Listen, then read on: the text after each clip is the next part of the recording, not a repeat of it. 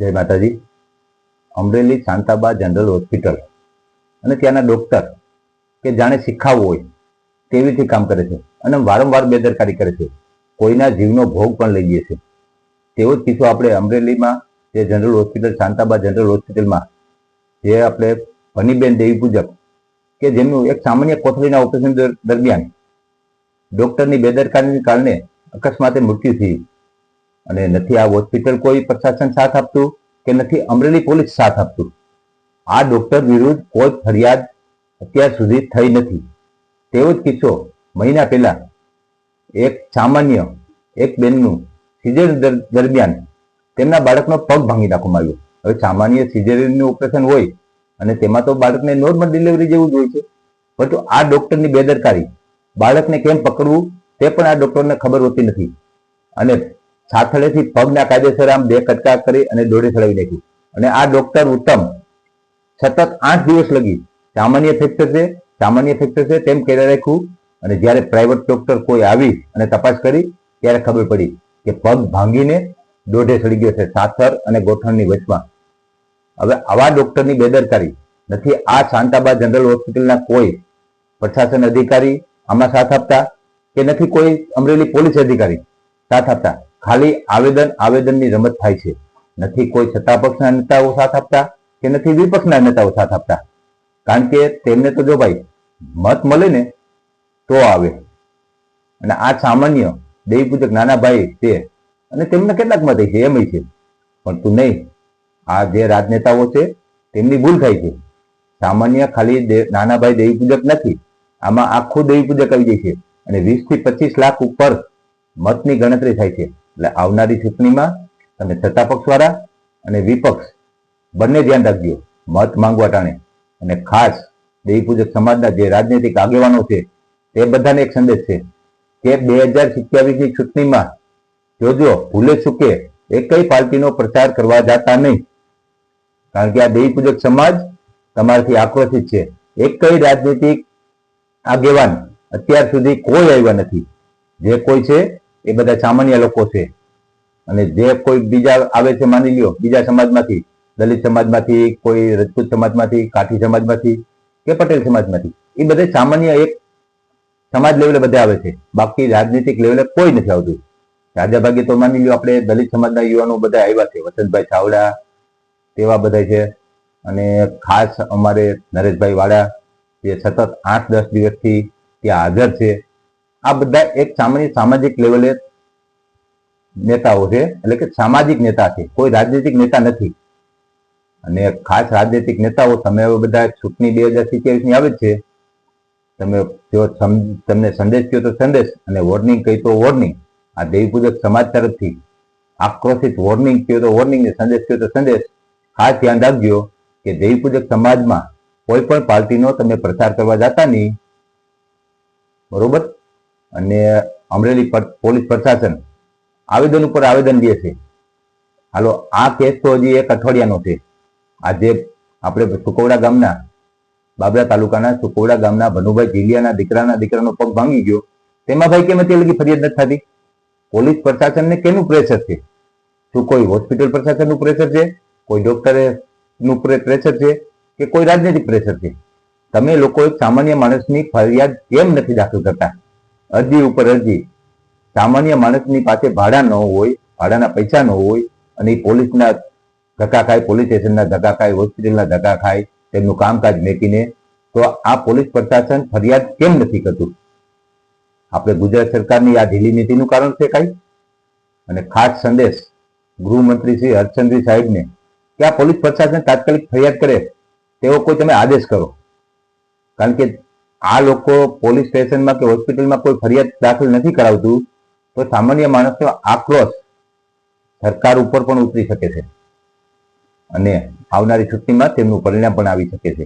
તેથી ખાસ સંદેશ આપણે ગુજરાત સરકારને કે આવા ગરીબ માણસોને ન્યાય મળે તેવી જોગવાઈ કરવામાં આવે અને અમરેલી પોલીસ પ્રશાસન અને અમરેલી સિવિલ હોસ્પિટલ બંનેને આદેશ લેવામાં આવે કે આ મામલામાં જે કોઈ ડોક્ટર દોષી હોય તેમની ઉપર કડક ને કડક કાર્યવાહી કરવામાં આવે.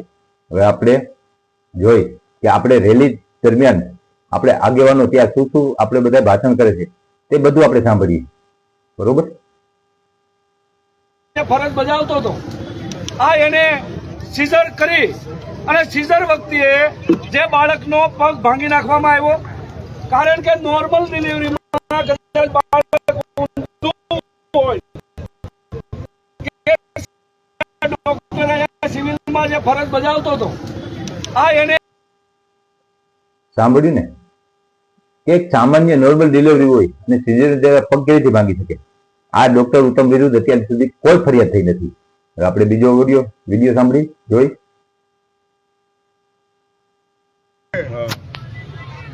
હું એને કાયદેસરના ખોટ કહું છું. બીજો અવાજ અહીંયા મેડિકલ ઓફિસર જે ફરિયાદ નિવારણ અધિકારી, એટલે ભાઈ ક્યાં તમારો ફરિયાદ નિવારણ અધિકારી? આ તંત્રએ અહીંયા બેસાડેલા ફરિયાદ નિવારણ અધિકારી ક્યાં છે? એને હું આ તકે પૂછવામાં ફરિયાદ નિવારણ અધિકારી કોઈ નથી.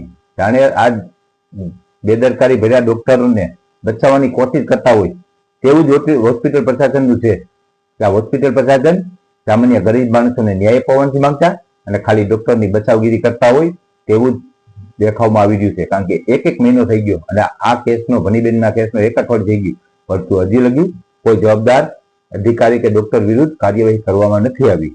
આગળ સાંભળો. માંગુ છું એને શું કાર્યવાહી કરી છે? આજે આટલા દિવસથી આજે 7મો દિવસ નરેશભાઈ 6ઠ્ઠો દિવસ થાય છે. ફરિયાદ નિવારણ અધિકારી અહીંયા તમારી પાસે આવ્યા છે ભાઈ? હું કામ નથી આવ્યા? અહીંયા હું જખ બનાવે છે ક્યાં છે ફરિયાદ અધિકારી? ફરિયાદ અધિકારીને અહીંયા બોલાવો. ફરિયાદ અધિકારીને અહીંયા હાજર કરો. અમારે પૂછવું છે. અમારા તમામ પ્રશ્નોનો સવાલનો જવાબ એની પાસેથી લેવો છે કે ભાઈ તે શું કર્યું છે? આ તંત્રને, આ ટ્રસ્ટીઓને તે શું જાણ કરી છે? તારી કરેલ કાર્યવાહીની અમને કામગીરીની નોંધ બતાવ. આ કઈ પોપાભાઈ નું રાજ સમજો છો? તમે આ દેવી પૂજક સમાજ એટલે અભણને અજ્ઞાન સમજો છો? હા, ક્યાં છે તમારો ફરિયાદ અધિકારી?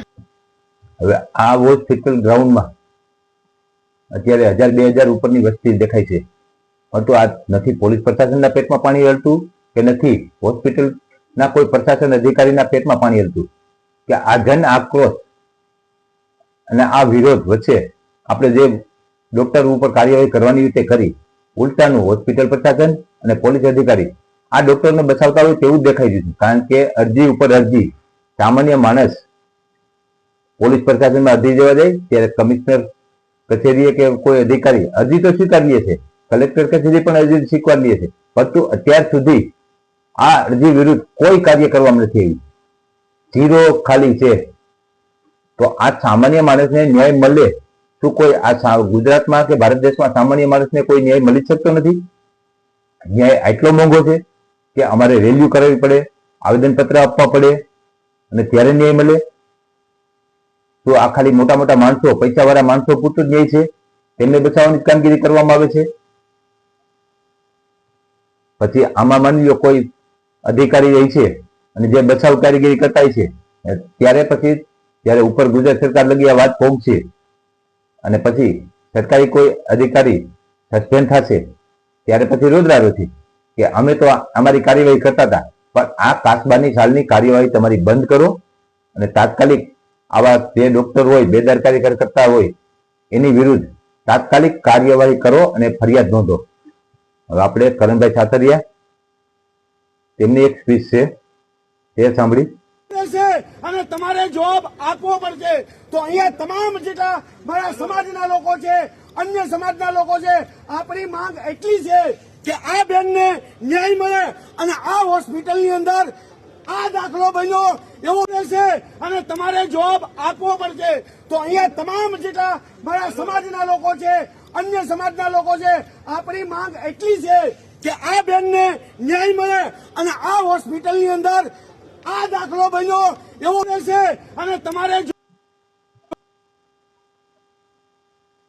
આ civil hospital Shantaba medical college civil hospital અને જે દાખલા બને છે વારંવાર પગ ભાંગી નાખવામાં આવે અને એક સામાન્ય કોથળીનું ઓપરેશન દરમિયાન બેનનું મૃત્યુ થાય, આવા કિસ્સા કોઈ પરિવાર ઉપર બીજી વાર ન બને તે માટે આવા ડોક્ટર કે જે આ ડોક્ટરને આવડત હોતી નથી, કેમ ઓપરેશન કરવું, કેવી રીતે કરવું, ઓપરેશનમાં શું જવાબદારી હોય છે, બસ ખાલી બેદરકારી કરી નાખવાની અને જાણે શીખાવ ડોક્ટર હોય તેની ગુણે ઓપરેશન કરી નાખવું, આવા ડોક્ટર વિરુદ્ધ કાયદેસર એફઆઈઆર થવી જોઈએ અને આવા ડોક્ટર જેલ ભેગા થવા જોઈએ. ખાસ નમ્ર ગુજરાત સરકારને કે આવા ડોક્ટર વિરુદ્ધ કાયદેસર કાર્યવાહી કરાવો અને આ દેવીપૂજક સમાજને ન્યાય અપાવો. જય માતાજી.